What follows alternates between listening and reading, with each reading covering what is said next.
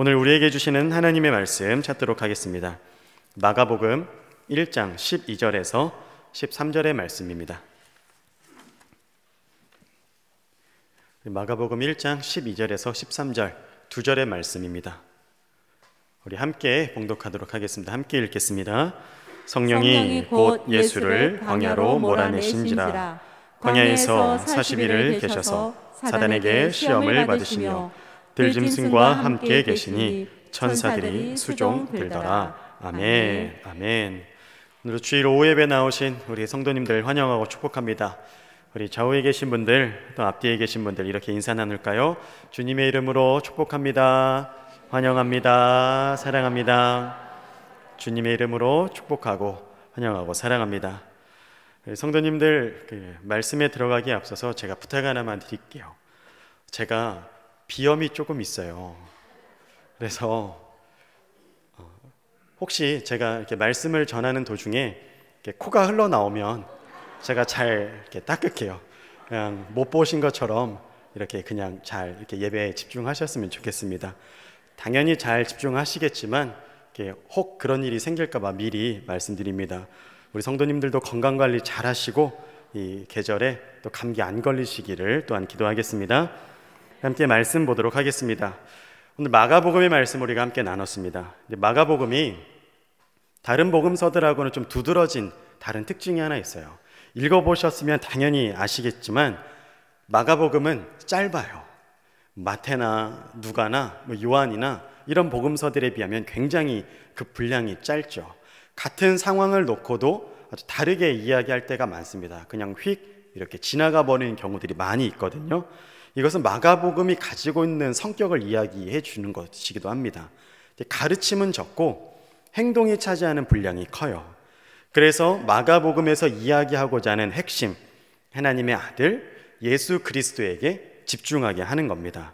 그래서 그 아들이 어떤 분이신지, 우리에게 어떤 모습으로 오셨는지를 마가복음은 명확하고 집중적으로 이야기하려고 하는 것입니다. 왕이 되어서 지배자의 모습으로 군림하는 것이 아니라 종과 같이 낮은 자의 몸을 입고 오셔서 낮은 자의 섬김을 우리에게 보여주시기 위한 그 행함과 가르침이 마가복음에 잘 이렇게 기록되어 있습니다. 우리가 지난 시간에 요단 강가에서 세례를 받고 하나님으로부터 이는 내 사랑하는 아들이요 기뻐하는 자라, 이 공표를 받으시며 예수님의 본격적인 사역이 시작이 됐습니다. 근데 예수님의 공생에 이 사역이 시작되며 예수님이 가장 먼저 광야에서 시험을 맞닥뜨리게 됩니다. 근데 이것을 마가복음에서는 또 이렇게 지나가듯이 아주 스치듯이 오늘 우리가 읽은 두 절의 말씀으로 기록합니다. 마태나 누가는 이것을 조금 더 풀어서 설명을 합니다. 마가에서 중점적으로 다루고자 하는 내용을 우리가 다시 한번 보도록 하겠습니다. 우리 읽은 말씀 12절 다시 한번 읽어보도록 하겠습니다. 함께 읽겠습니다. 성령이 곧 예수를 광야로 몰아내신지라. 아멘. 아멘. 이 짧은 한 문장의 가장 앞선 단어인 성령에 우리가 주목할 필요가 있습니다. 우리가 예수님께서 광야에서 시험을 받으셨다라고 하면 이 말씀을 마치 사탄이 예수님을 끌어가서 시험한 것인 것처럼 우리가 그렇게 오해할 때가 있어요. 그런데 성경에서는 어떻게 이야기합니까? 예수님을 광야로 끌어간 주체를 누구라고 이야기하죠? 성령님께서 끌어가셨다라고 분명히 이야기하고 있습니다.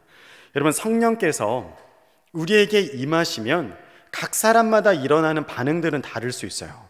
그런데 공통적으로 일어나는 반응이 있습니다. 무엇이냐면 자발적이라는 거예요. 즉 자원해서 한다라는 거예요.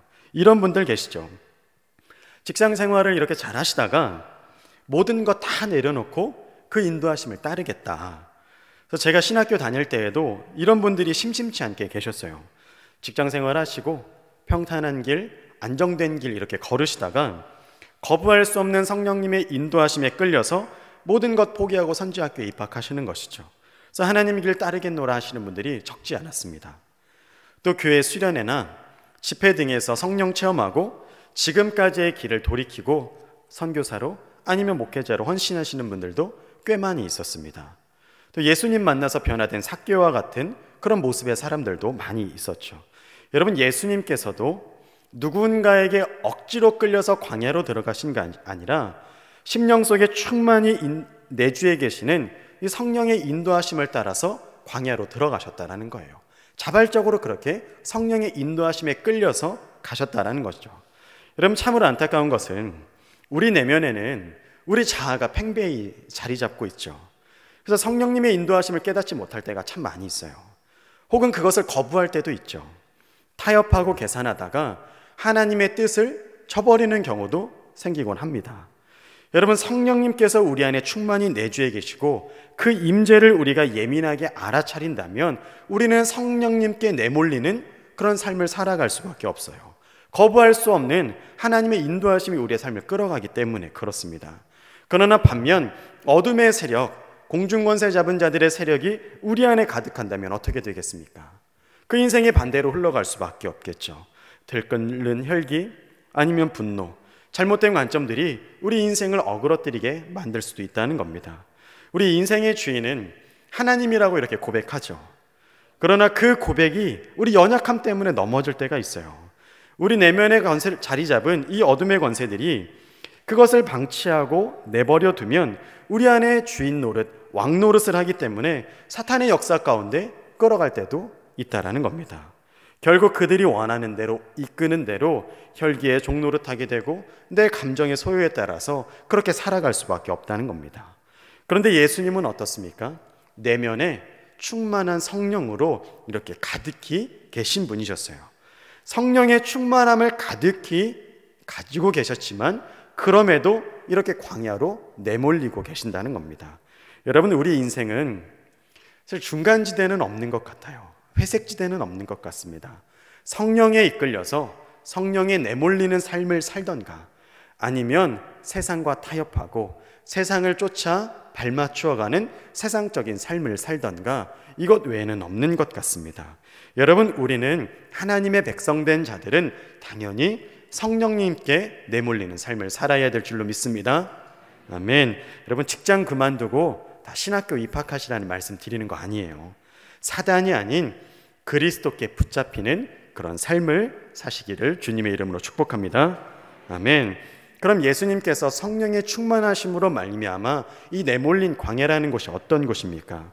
우리 헬라어 원문을 보면 광야를 어떻게 번역을 하냐면 에레모스토포스라는 단어를 써요.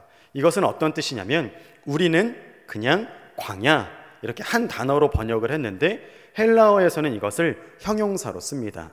즉 예수님이 처한 그 상황까지도 고려하고 이렇게 포함되는 그런 말씀이라고 볼 수 있습니다.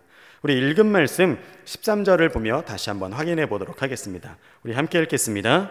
광야에서 40일을 계셔서 사단에게 시험을 받으시며 들짐승과 함께 계시니 천사들이 수동들더라. 아멘. 아멘. 구약 성경을 보면 이스라엘 백성들이 광야를 지나는 장면이 등장하죠. 근데 그곳에 들짐승, 뱀, 전갈이 도사리는 곳, 즉 한마디로 죽음의 그림자가 도사린 곳입니다. 성경에서는 들짐승을 주로 사단의 세력을 상징할 때 표현을 해요. 그래서 사단의 세력이 들끓는 이곳이 바로 그 광야를 표현한 것입니다. 이런 광야는 정말 그렇습니다. 낮에는 살을 뚫는 햇볕이 내리쬐죠. 그리고 밤에는 또 살을 애는 듯한 추위가 몰아치는 곳이에요. 낮밤의 온도 차이가 50도 이상씩 나는 사람이 살 수 있는 그런 곳이 결코 아닙니다. 그런 곳에 예수님께서 지금 성령으로 말미암아 내몰리고 계신다는 거죠. 우리가 지금 살아가는 이 시대도 우리가 내몰린 광야도 이와 같을 때가 참 많이 있는 것 같아요. 우리가 던져진 세상이 정말 광야 같지 않습니까? 때로는 우리 가정이 광야 같을 때가 있어요. 또 내가 속해 있는 직장이 그럴 때가 있고요. 또 내가 있는 곳이 광야 같을 때가 있어요. 여러분, 어떨 때는 교회가 그럴 때도 참 있는 것 같습니다. 하나님 앞에 나와서 은혜 받고 뜨겁게 찬양하고 말씀 듣고 하다 보면 교회가 천국처럼 느껴지지만 문 밖을 나서거나 아니면 나는 조금 다른 생각들을 마주하게 될 때는 원수가 내 눈앞에 서 있는 것처럼 막막할 때가 있어요. 한 집에 같이 사는 사람이 가장 원수 같을 때가 있고 또 출근하면 보기 싫은 저 사람을 또 봐야 되는 직장으로 나서야 하는 내일이 오지 않았으면 하는 그런 감정들이 우리 안에 많이 생기곤 하죠. 정말 광야 같은 삶에 내몰리는 것 같지 않습니까? 그래서 우리 교회가 또 교회된 여러분들에게 도전드립니다. 교회 또 교회된 우리가 광야 한복판에 세워진 쉼터와 같이 되기를 주님의 이름으로 축복합니다. 서로의 눈물 닦아주시고 또 서로 위해 주시고 또 격려해 주시고 그래야 교회이지 않겠습니까? 교회의 가장 중요한 역할이자 본질이 무엇이겠습니까? 복음을 위한, 하나님 나라를 위한 사랑의 세워짐이 아니겠습니까? 그를 위해 훈련도 받고 사역도 하는 것이죠. 이 일을 끝까지 잘 완수할 수 있도록 서로 격려하고 힘을 공급받으시길 원합니다. 우리 주변 분들하고 같이 이렇게 인사 나눠볼까요? 제가 위로해드리겠습니다. 제가 사랑해드리겠습니다. 함께 인사 나눠보겠습니다. 여러분, 이것이 광야 같은 이 세상에 교회가 우뚝 서 있는 이유예요. 제가 우리 성도님들께 그 위로의 말씀, 사랑의 말씀 주변 분들하고 함께 이렇게 전해달라고 부탁드렸더니 조금 어색해 하시는 것 같아요. 잘 안 해보셨나 봐요. 다시 한번 부탁드릴게요. 다시 한번 옆에 분들 또 앞뒤에 계신 분들 얼굴도 한번 쳐다봐 주시면서 인사 나눠보겠습니다. 제가 위로하겠습니다. 제가 사랑하겠습니다. 저희도 위로하고 사랑하겠습니다. 위로하고 사랑하고 세워지는 우리 교회가 되길 주님의 이름으로 축복합니다. 예수님 이렇게 광야에 내몰리셔서 40일 동안 시험을 받으셨죠. 여러분, 광야는 많은 특징이 있겠지만 광야의 특징은 이런 길이 나 있지 않다라는 거예요. 그래서 예수님 광야로 내몰리신 것은 길을 내시기 위함이세요. 예수님 이 땅에 어떤 목적을 가지고 오셨습니까? 구원의 길을, 구원으로 이르는 길을 우리에게 주고자 이 땅에 오신 목적을 분명히 하시지 않았습니까? 여러분, 예수님 우리에게 길을 내어주시는 분이세요. 그래서 광야에서 그 길을 내는 작업을 하고 계십니다. 우리 그리스도인들도 예수님과 마찬가지로 광야의 길을 내는 사람들이에요. 길 잃고 방황하는 인생들, 그 생명길로 나아올 수 있도록 그 길을 만드는 자들이 바로 우리 그리스도인들이라는 것이죠. 그렇게 낸 길을 통해서 하나님 나라 세워지고 하나님의 통치가 임하게 되는 것입니다. 여러분, 그렇기 때문에 우리는 날마다 영적 전쟁의 한복판에 서 있는 거예요. 우리가 서 있는 그곳에서, 광야와 같은 그곳에서 길을 내기 위해, 그리스도인의 길을 쫓기 위해 하나님 나라가 승리하느냐, 사탄의 세력이 승리하는 아주 치열한 영적 전쟁의 한복판에 우리가 살아가고 있는 것입니다. 그래서 우리도 성령의 충만함을 입고 성령을 받으면 받을수록 광야와 같은 곳에 내몰릴 수밖에 없는 것이에요. 광야 같은 세상에서 하나님의 길을 내기 위해, 하나님의 길을 쫓기 위한 그 사명이 우리에게 부어지고 있기 때문에 그렇습니다. 여러분, 승리하시길 주님의 이름으로 축복합니다. 예수님 광야에서 마주하신 첫 번째 시험을 보세요. 어떤 것을 마귀가 시험합니까? 빵의 문제를 들죠. 여러분, 인간에게 가장 연약한 문제예요. 예민한 문제가 바로 이 빵의 문제예요. 그저 먹고 사는 문제를 넘어서 관계, 권력, 재화, 이성, 우리가 마주할 수 있는 이 모든 예민한 문제 가운데, 개인이 처한 상황 가운데 줄 수 있는 모든 것을 빵의 문제로 이렇게 통칭하고 있는 것입니다.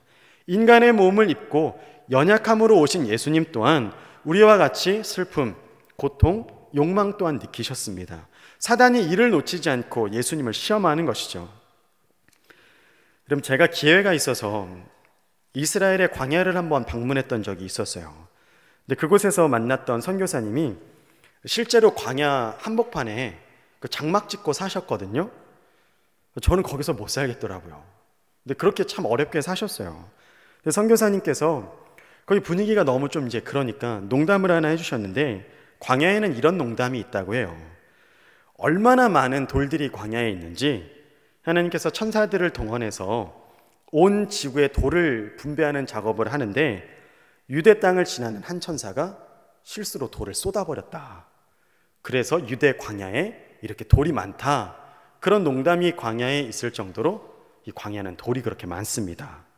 여러분, 마귀가 예수님에게 돌들로 빵이 되게 이렇게 하라라는 그 시험과 그 유혹은 당장 눈앞에 보이는 현실의 것, 그리고 예수님에게 그 백성들을 위해서, 즉 눈에 보일 수 있는 것을 바로 이렇게 들어설 수 있는 군중들의 심리를 요하라는 그런 아주 민감한 시험을 예수님께 말씀하고 있는 거예요.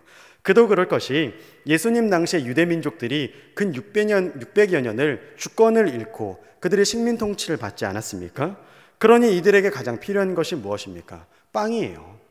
우리를 구원해 줄 메시아, 우리를 이 억압과 통치에서 벗어나게 해줄 그런 강력한 지도자를 이 백성들이 원하고 있었던 것이죠. 그 모습에 예수님 부합하니 사탄이, 마귀가 이 예민한 것을 가지고 이렇게 시험하고 있는 것입니다. 만일 여러분 그 천지에 널려 있었던 돌들로 예수님께서 마귀가 이렇게 시험한 것처럼 그것들을 빵으로 이렇게 변화시켰더라면 사탄이 그 예수님의 권세에 굴복했을까요? 그럼 한번 잘 생각해 보세요. 사탄이 지금 예수님께 조롱하고 있어요. 네가 정말 하나님의 아들이 맞다면 저 수많이 보이는 돌들을 명해서 빵이 되게 해봐라. 이렇게 지금 조롱하는 거예요. 근데 그 요구에 예수님께서 너 내가 못할 줄 알아? 하고 빵으로 다 변화시켰다고 생각해 보세요. 그럼 사탄이 정말 예수님이시구나, 하나님의 아들이구나 하고 물러갔을까요? 안 그랬을 거예요. 예수님은 그 유혹을 어떻게 뿌리치십니까? 우리 마태복음에 그 답이 나와 있습니다. 우리 마태복음 4장 4절의 말씀을 함께 보겠습니다. 함께 읽겠습니까? 읽겠습니다. 예수께서 대답하여 가라사대 기록되었으되 사람이 떡으로만 살 것이 아니요 하나님의 입으로 나오는 모든 말씀으로 살 것이라 하였느니라 하시니. 아멘. 이런 말씀은 다름 아닌 예수님 자신이시죠. 예수님 뭐라고 말씀하십니까? 떡으로만 살 것이 아니다. 즉 말씀으로 그 유혹을 이겨내야 함을 우리에게 일깨워 주고 있는 것이죠. 여러분 요한복음에서는 또 이와 같이 말씀합니다. 6장 51절의 말씀도 같이 보겠습니다. 함께 읽겠습니다. 나는 하늘로서 내려온 산떡이니 사람이 이 떡을 먹으면 영생하리라. 나의 줄 떡은 곧 세상의 생명을 위한 내 살이로다 하시니라. 아멘. 예수님 자신이 살아있는 산떡이라고 분명히 말씀해 주고 있습니다. 예수님의 삶, 이 공생애는 시험에서 시작해서 시험으로 끝나요. 광야에서 이 빵의 시험을 받으신 예수님은 십자가상에서 또 이런 시험을 받으시죠. 우리 마태복음 27장 40절 말씀 읽어보겠습니다. 함께 읽겠습니다. 가로되 성전을 헐고 사회를 짓는 자여, 내가 만일 하나님의 아들이여든 자기를 구원하고 십자가에서 내려오라 하며. 아멘. 여러분 이것이 사단의 함정이에요. 광야에서 예수님께 첫 번째로 그 시험을 내릴 때 사단이 뭐라고 했어요? 네가 하나님 아들이면 빵으로 만들어라, 이렇게 이야기했죠. 마지막 십자가상에서 시험할 때 또 어떻게 말합니까? 네가 하나님의 아들이면 십자가에서 내려와라, 이렇게 또 시험하고 있는 것입니다. 그만큼 하나님의 아들이 중요했다라는 것이죠. 여러분 또 예수님께서 그 말씀대로 십자가에서 이렇게 내려오셨더라면 그 구원의 길과 역사가 우리에게 허락되었겠습니까? 십자가를 통한 하나님의 구원이 어떻게 성취될 수 있었겠습니까? 그저 예수님 묵묵히 하나님의 길에 순종하고 그 걸음을 걸으심으로 구원의 길을 이렇게 내신 것입니다. 여러분 결코 맞서지 않아요. 사탄에 맞서지 않아요. 여러분 이것이 승리의 삶입니다. 맞서서 힘으로 누르면 세상을 이길 것 같지만 여러분 결코 그렇지 않아요. 세상은 힘에 설득당하지 않습니다. 주님의 십자가 외에는 항복시킬 방법이 없기 때문에 그렇습니다. 여러분 힘으로는 복음을 증명할 수 없어요. 순종과 낮아짐과 내가 그리스도를 따르는 삶 외에는 우리 복음을 증명할 수 있는 길이 없는 것입니다. 예수님 이렇게 하나님의 아들임에도 불구하고 사단에게 시험을 받으셨어요. 지금도 사단은 이 세상에서 왕노릇하고 있습니다. 사단이 우리에게 완전히 떠나가지 않고 여전히 노략질할 틈을 찾고 있다는 겁니다. 여러분 누가복음 4장 13절에서 우리에게 이렇게 경고합니다. 우리 말씀 함께 읽겠습니다. 마귀가 모든 시험을 다한 후에 얼마 동안 떠나니라. 아멘. 성경은 사단이 떠난 기간을 얼마 동안이라고 분명히 이야기하죠. 이 말은 우리가 광야와 같은 이 땅을 살아가는 동안 사단의 시험을 피하지 못한다라는 거예요. 아주 사단과 같은 편이 되거나 죽어서 이 땅 떠나는 것 외에는 방법이 없다라는 겁니다. 다시 말해서 성령님의 이끌리어서 광야 한복판의 소명자로 살아가는 동안은 우리는 사단의 강력한 시험을 피할 길이 없다라는 거죠. 우리가 연약하기에 사단의 강력한 지배 아래에 있기에 이러한 시험을 받을 수밖에 없다라는 겁니다. 그러나 여러분 기억하십시오. 사단의 시험은 한시적이에요. 주님의 심판의 때가 이르면 그 모든 권세는 무너질 것이고 하나님 우리를 높여 세우실 것을 확신합니다. 예수님 요람에서 무덤까지 끊임없이 시험과 마주하는 인생을 사셨습니다. 그러므로 여러분 시험을 두려워하지 마세요. 우리 주님 세상을 이기셨습니다. 오히려 시험을 통해서 하나님께서 어떤 은혜 주실지를 기대하시고 그러한 마음 품으시길 축복합니다. 그런 우리를 향해서 예수님 놀라운 복음을 우리에게 건네세요. 고린도전서 10장 13절의 말씀 함께 보겠습니다. 우리 함께 읽겠습니다. 사람이 감당할 시험 밖에는 너희에게 당한 것이 없나니 오직 하나님은 미쁘사 너희가 감당치 못할 시험 당함을 허락지 아니하시고 시험 당할 즈음에 또한 피할 길을 내사 너희로 능히 감당하게 하시느니라. 아멘. 그럼 감당할 만한 시험만 주십니다. 들짐승과 함께 있는 이 광야 속에서 천사들을 통해 예수님을 수종들게 하신 것처럼 하나님 어떤 고통스러운 시간 속에서도 언제나 우리와 함께 하십니다. 이를 믿으시고 예수님처럼 성령께 내몰리어서 광야에 길을 내시는, 지금 이 순간도 길을 내어가시는 저와 여러분들 되시길 예수님의 이름으로 축원합니다. 기도하시겠습니다. 좋으신 하나님 아버지 감사드립니다. 이 오후에도 주님을 찬양하며 주님을 사랑합니다. 주님 앞에 나와 예배드리게 하시니 감사드립니다. 우리가 성령의 사람 되기를 간절히 원합니다. 성령에 이끌려 광야와 같은 이 세상 속에서 길을 내는 자들이 되게 하여 주옵시고 구원의 소망과 확증을 아버지 가득히 담아 이 세상에 길 잃은 자들, 방황하는 자들, 그들에게 생명의 말씀과 진리, 복음을 전달할 수 있는 우리들이 되게 하여 주시옵소서. 예수 그리스도께서 이 세상을 이겼습니다. 이 험한 세상을 이기셨사오니 그 힘을 힘입고 나아가는 우리 모두가 되게 하여 주시옵소서. 이 문 밖을 열고 나아갈 때 우리가 악한 영의 세력에 아버지 틈타지 못하게 하여 주옵시고 그리스도의 권능으로 성령이 함께 하심으로 말미암아 승리하는 한 주간의 삶을 살게 인도하여 주시옵소서. 오늘도 이곳에 가득히 임재하여 주셔서 감사합니다. 우리 예배를 받으셨음을 믿습니다. 우리 구주 예수님의 이름으로 기도드립니다. 아멘.